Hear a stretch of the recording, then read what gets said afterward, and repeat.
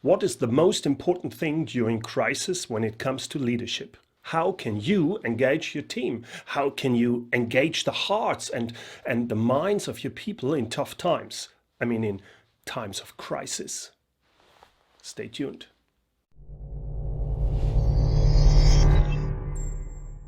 I record this video in the beginning of April 2020. It's unclear whether we are in the middle of the crisis or just at the beginning. Public life worldwide is becoming increasingly restricted due to the coronavirus. There are shutdowns, lockdowns, and we all have to reduce our social contacts to a minimum. Governments worldwide are trying to mitigate the impact of the pandemic on healthcare systems to slow down the spread and save time. Will it work? I hope so, but nobody really knows. What are the effects of the crisis and government measures on the economy, on companies and on the employees? Nobody can really predict that either. The only thing that is certain is that there already is a strong impact. So, what is the most important thing to consider as a leader in this situation? How are you supposed to behave, whether as an employed manager or as an entrepreneur? What can you do? During a crisis like this, there's uncertainty. And for many people, uncertainty leads to fear. Nobody knows what's coming. Will the crisis be over in 2 to 3 months and everything goes back to normal? Or will it take years and there will be a Great Depression like in the 30s? Nobody knows. Everyone is looking for answers. So what do your employees need the most now in this situation? It's trust. Trust in you as a leader. Trust that you take on responsibility, that you speak openly and honestly, and that you make the right decisions to the best of your knowledge and belief. And that you, as the leader, are there for your employees. How can you build trust now? Well, take care of your employees. If possible, speak to each of your employees. It's about dealing with fear and uncertainty and stilling your employees' fears wherever possible. Ask your employees how they are doing, what they need right now. If you work at your home, in your home office, make regular calls, Skype or Zoom or whatever. Take the time to respond to fears, whether private or work-related. I know it's not easy, especially when you don't know how to proceed, especially when you are afraid and feel insecure yourself. Now, it's important for you not to hide and not to stay in the background. Take on the role of the one who leads, who helps others. If you actively take on this role, it will also help you to better deal with your fears.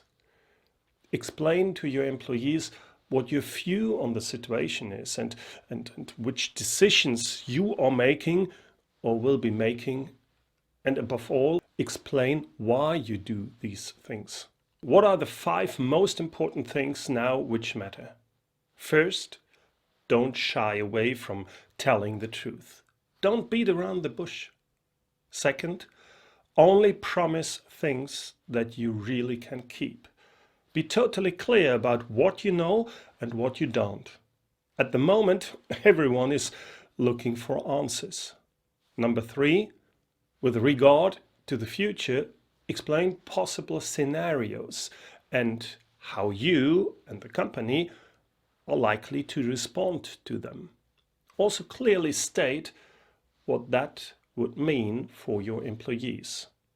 Don't downplay the situation. Don't downplay the situation. Number 4, take responsibility for your decisions. You are now making a decision to the best of your knowledge and belief. In a retrospect, it can turn out to be wrong. It can turn out to be a wrong decision. That can happen, but it's always better than not making a decision at all. The important thing is take responsibility. Take responsibility for your decision, but also apologize afterwards. Yes, I made the wrong decision. That's important. And number 5, stay optimistic. Try to be a bastion of calm. Above all, stay realistic and don't busy yourself with conspiracy theories or things like that. Get your information from reliable sources. If you act like this, then you are credible. Then you have a great chance that your employees will trust you, that you will reach their hearts and minds. If you are clear in your mind and you really address the fears, it will help your employees to deal better with fear and uncertainty. Are all of your employees going to trust you in this way? Probably not. Why? Now, in a time of crisis, we can distinguish between 3 types of employees. First, there are employees who have always put complete trust in you. They are your promoters. They think the same way you do, and they have the subjective conviction that you are doing or will do exactly the right thing. Second, the second category, these are the skeptics and the doubters. They are unsure as to what extent they can trust you. It's particularly important to get these employees on board with you and to convince them that they can trust you during this crisis. And 3, the third category, these are the opponents. Theoretically, you can do whatever you want. You will never convince them that you are the right person, that you are doing the right things, and that you can be trusted. If you work in a small company and if you have a good working atmosphere, there is a good chance that you will not have a category 3 employee. This is unlikely in larger organizations. You will have to deal with all 3 categories.